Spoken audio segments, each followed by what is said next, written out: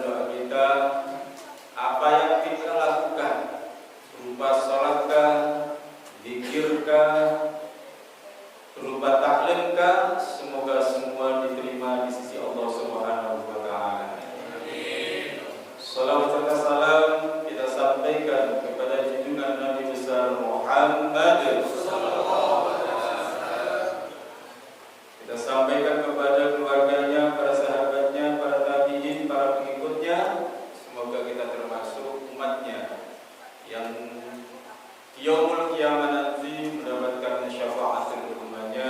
Amin ya rabbal alamin. Apa kabar Bapak-bapak sehat semua? Alhamdulillah. Para jemaah sekalian dirahmati Allah Subhanahu wa taala, kita akan belajar tentang beberapa hadis yang akan kita pelajari. Di antaranya adalah hadis tentang amal perbuatan manusia dilaporkan pada setiap hari Senin dan Kamis. Ya, ternyata amal manusia, amal ibadahnya ini dilaporkan oleh malaikat kepada Allah setiap hari Senin dan hari Kamis. Hadis Nabi Muhammad SAW menyebutkan, Bismillahirrahmanirrahim, tu'rabul a'malu yawmal itsnain wal khamis 'ala Allah Ta'ala wa tu'rabu 'ala al-anbiya'i wa 'ala al-aba'i wal ummahati yawmal jumu'ati fayafrahuna bihasanatihim wa tazdadu wujuhuhum bayadan wa isyraqan fattaqullaha wa la tu'dhu mautakum. Rawahul Hakim an Walid an Abdul Aziz. Tu'rabul a'malu, catatan amal-amal, tu'rabu ditampakkan, dilaporkan, dibeberkan. Yaumal itsnaini, pada hari Isnin, wal khamis, dan hari Kamis, ditampakkan, dibeberkan kepada siapa? Allah Ta'ala, kepada Allah Subhanahu wa Ta'ala. Wa tu'radu, dan ditampakkan pula al anbiya'i, kepada para nabi, wa al aba'i, dan para bapak, wal ummahat, para ibu, yaumal jumu'ati, pada hari Jumat. Fayafrahuna, maka mereka senang gembira, bihasanati, dengan kebaikan mereka, wa tazdadu wujuhum, dan wajah mereka bertambah, bayadun, yaitu putihnya, wa isyrafan, dan bertambah cemerlang. Fattaqullah, bertakwalah kepada Allah, wala tu'du, dan jangan menyakiti kalian mautakum, orang-orang yang meninggal, orang-orang yang sudah mati. Hadis ini yaitu menjelaskan kepada kita tentang catatan amal perbuatan dibeberkan di hadapan Allah pada hari apa Pak? Hari Senin dan hari Kamis, dan ditampakkan kepada Nabi setelah dilaporkan kepada Allah pada hari Senin dan Kamis, kemudian ditampakkan, diperlihatkan kepada siapa? Kepada para nabi, pada para ayah, para ibu, pada hari Jumat. Pada hari Jumat, setelah laporan sampai Allah, kemudian diberitahukan kepada para nabi, para orang-orang terdahulu. Lalu mereka bergembira dengan kebaikan amal perbuatan mereka, dan wajah mereka makin bertambah putih dan cemerlang. Jadi kalau perbuatan kebaikannya banyak, perbuatan kebaikannya begitu luar biasa, maka para bapak, para ibu yang mendahului itu mukanya putih dan cemerlang. Bertakwalah kalian kepada Allah, dan janganlah kalian menyakiti orang-orang mati. Riwayat hadis Al-Hakim melalui Walid Abdul Aziz. Jadi semua amal perbuatan itu akan dilaporkan kepada Allah Subhanahu wa Ta'ala setiap hari Senin dan hari Kamis. Ya, padahal pada hakikatnya Allah juga tahu, nggak usah dilaporkan juga Allah tahu. Tapi ini menunjukkan keagungan, kemahakuasaan bahwa Allah Subhanahu wa Ta'ala itu kuasa. Tanpa dilaporkan pun Allah Maha tahu. Tapi itu menunjukkan, meyakinkan kepada umat manusia bahwa Allah itu Maha tahu. Adapun yang disebutkan dalam hadis ini hanya untuk menunjukkan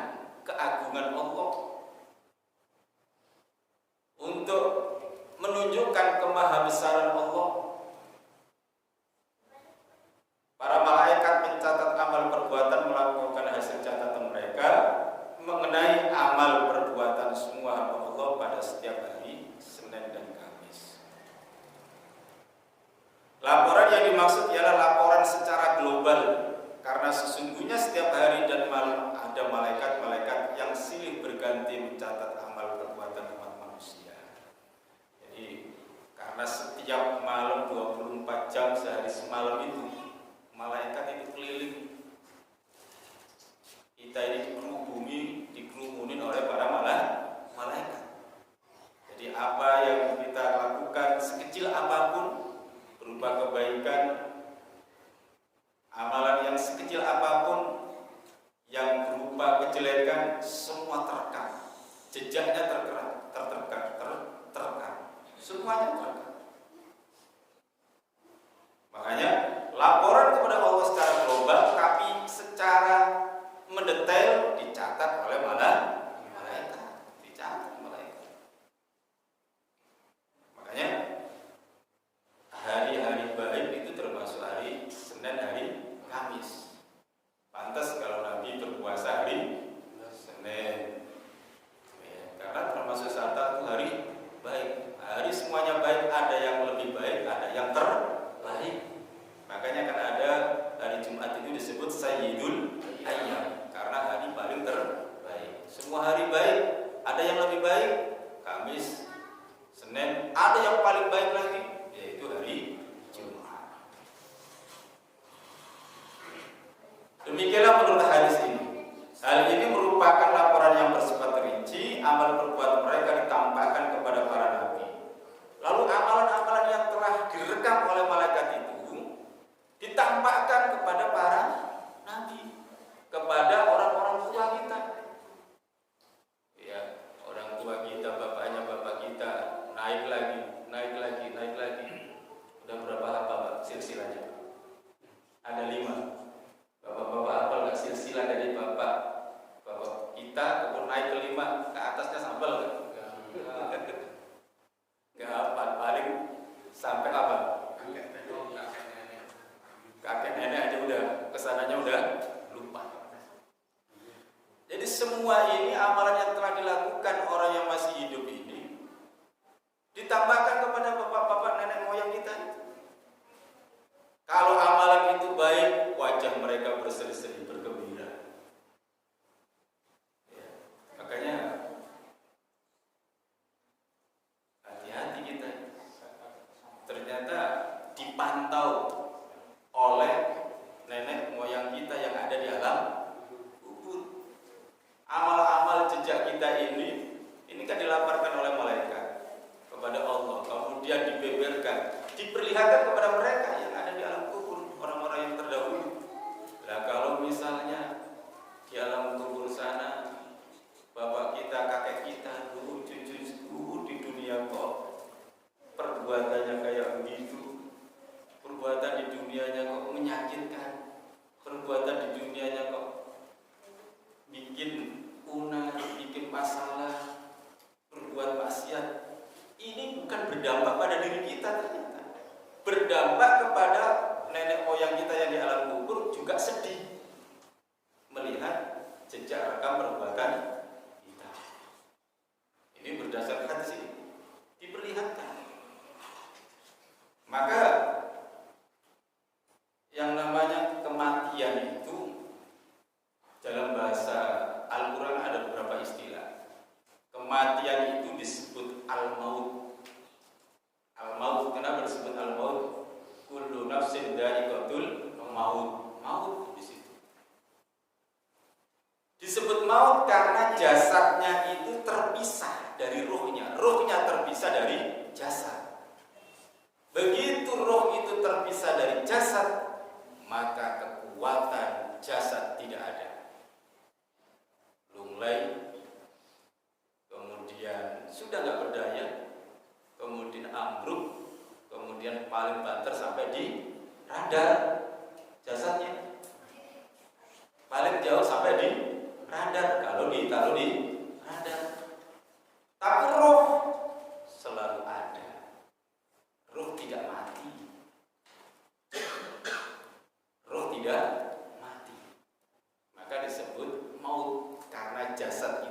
terpisah dari ruh terpisah dari jasad.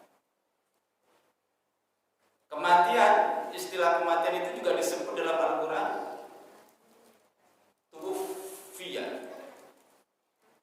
tuwfiya, wafat, ya kan? Ada istilah wafat.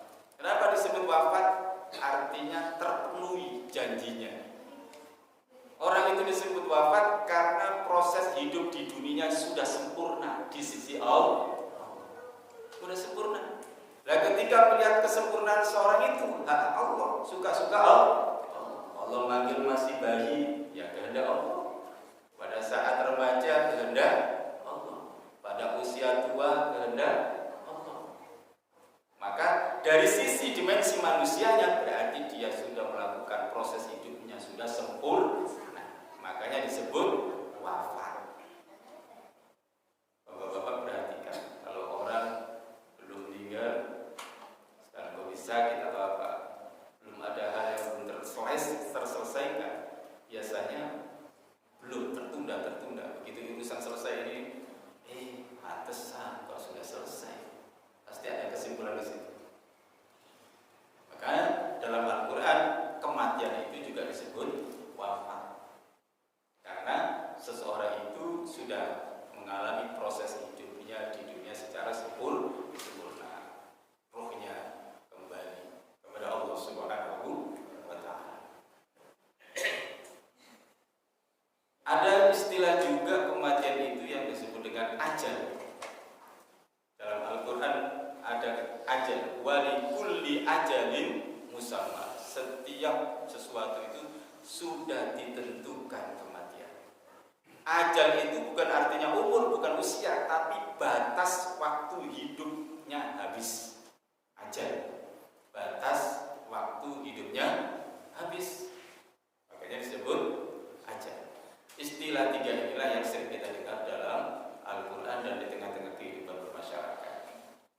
Para jemaah yang dirahmati Allah Subhanahu wa ta'ala, jadi semua jejak rekam perbuatan amal yang kita lakukan ini semua, ini bukan hanya berdampak pada diri kita, tapi berdampak kepada bapak, kakek, dan seterusnya. Kita sampai kepada Nabi Muhammad Sallallahu Alaihi Wasallam, bahkan sampai para nabi yang lain. Itu diperlihatkan.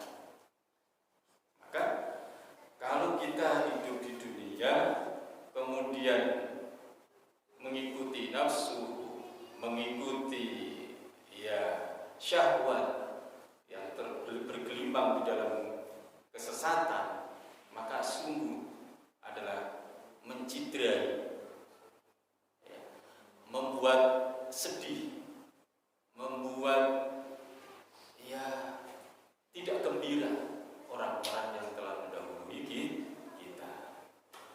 Para jemaah yang dirahmati Allah Subhanahu wa ta'ala, ini maka harus menjadi apa? Dengan mengingat itu dan belajar hadis ini mengingatkan kita, semakin hidup ini semakin berhati-hati, karena semuanya itu semua akan dipertanggungjawabkan di hadapan Allah Subhanahu wa ta'ala. Para jemaah yang dirahmati Allah Subhanahu wa ta'ala, tapi tatkala si anak cucu ini di alam dunianya begitu banyak amalnya, mereka mengukir, menjalani, melaksanakan perbuatan-perbuatan yang baik. Bayangkan mereka mukanya cerah, cemerlang, berseri-seri melihat anak cucunya yang begitu baik dalam perilakunya, dalam kehidupan di dunianya. Dan itu ditambahkan oleh Allah, mulai dari almarhum yang pertama sampai kepada para nabi, diperlihatkan semua. Para jemaah yang dirahmati Allah Subhanahu wa ta'ala, ini hadis yang terkait dengan yaitu amal perbuatan manusia dilaporkan pada setiap hari Senin dan hari Kamis. Maka ada hari Jumat juga yang merupakan hari yang mulia. Sebagai sarana kita, hari Jumat itu sebenarnya kesempatan kita untuk mendekatkan diri kepada Allah. Hari Jumat sarana kita untuk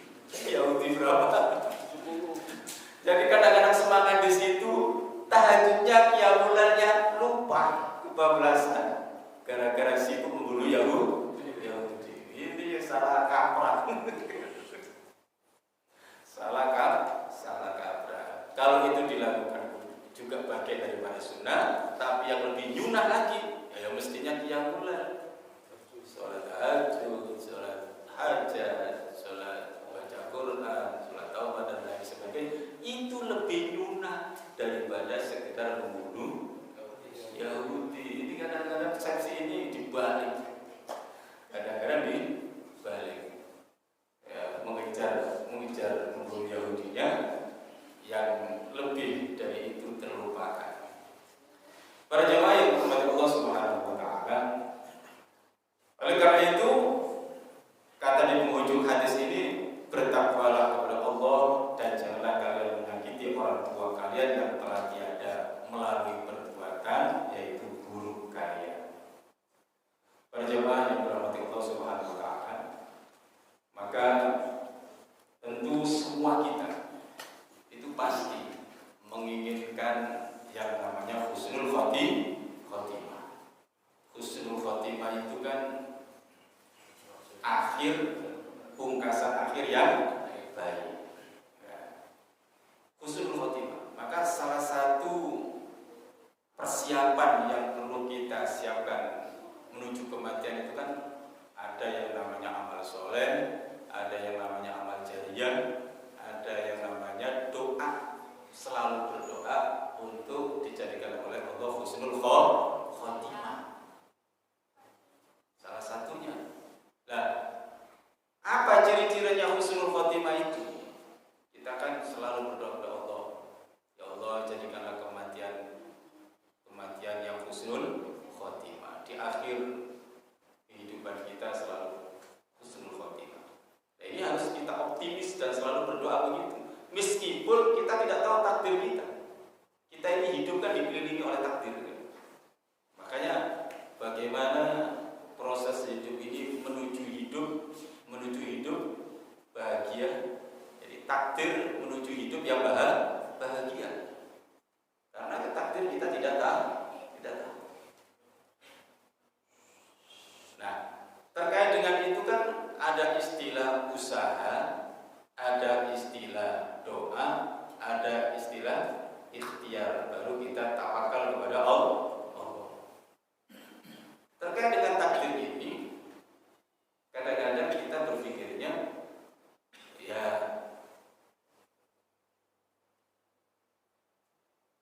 takdir, misalnya saja kita kan sebagai hamba Allah yang tentu menginginkan husnul khotimah.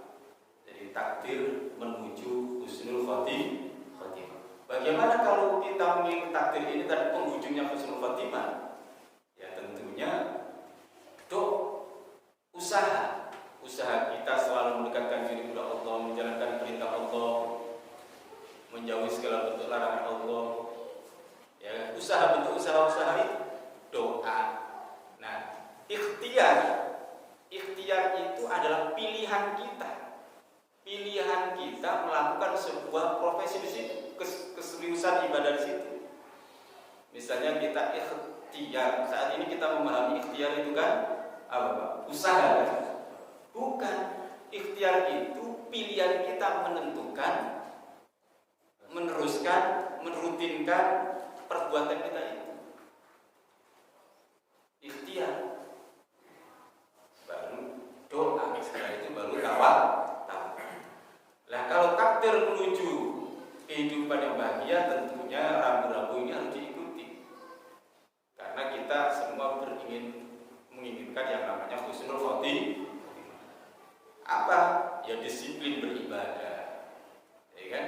Disiplin pilihan kita kepingin husnul khotimah berarti rajin ibadah, rajin menjalankan perintah Allah. Ketaatan kepada Allah kita tunjukkan pada Nabi dan ajaran para ulama. Nah itu. Nah kalau prosesnya kayak gitu, ya insya Allah akan irji'i ila rabbiki radiyatan mardiyah, yaitu kembali kepada Tuhanmu radiyatan yang diridhoi oleh Allah. Allah yang meridhoi dan yang diridhoi oleh Allah Subhanahu wa taala. Jadi untuk menuju husnul khotimah, ciri-cirinya salah satunya adalah ketika seseorang itu meninggal, itu dahinya, jidatnya itu berkeringat. Salah satu ciri husnul khotimah. Kenapa berkeringat? Pada saat nazar, pada saat sakaratul maut, itu kan dahsyat luar biasa yang ditampakkan oleh Allah. Entah itu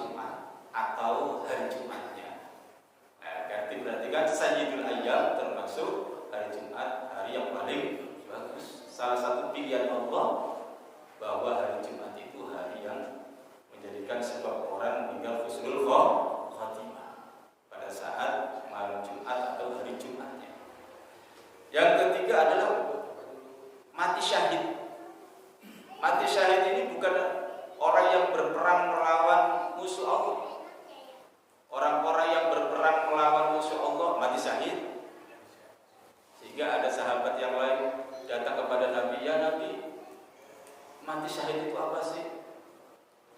Ya orang yang berperang melawan musuh-musuh Allah. Sahabat ini penasaran, masa hanya itu? Berarti sedikit dong yang mati syahid. Akhirnya Nabi melanjutkan, bukan hanya itu. Orang yang mati syahid itu bukan hanya itu. Kena penyakit taun dalam kondisi iman Islam kepada Allah syahid. Ibu melahirkan pada saat taruhan nyawa, meninggal syahid. Kebakaran dalam kondisi iman syahid. Tenggelam dalam kondisi iman Islam syahid. Jadi syahid bukan hanya orang yang ikut berperang melawan musuh-musuh Islam saja. Itu juga termasuk syahid. Baru puas sahabat yang tanya kepada Nabi, oh berarti syahid luas sekali. Bukan hanya orang yang ikut berperang melawan musuh-musuh Islam.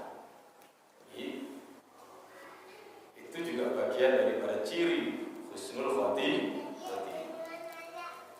Kemudian yang berikutnya cirinya adalah orang-orang yang selalu mengamalkan amal soleh. Makanya kenapa kita berusaha untuk selalu melakukan amal soleh. Satu, takdir kematian itu nggak ada yang tahu. Oleh sebab itu sepanjang sehari semalam 24 jam itu kalau kita isi dengan amal soleh, pada satu detik saja ketika Allah ngambil, berarti dalam kondisi kita melakukan amal soleh. Pada saat itu kita husnul khotimah. Ada dalam 24 jam itu orang itu kadang-kadang rajin. Pada suatu satu jam lengah. Pada saat lengah ternyata diambil oleh Allah. Rajin sholat, rajin zikir. Pada satu jam dia terpelosok, terjerat, terseret, lalai kepada Allah. Pada saat itu Allah ambil. Jadilah su'ul khotimah. Padahal sepanjang 23 jam dia mengukir kebaikan. Tapi ada satu jam yang lengah. Ketika Allah mentakdirkan itu terjadi, selesai.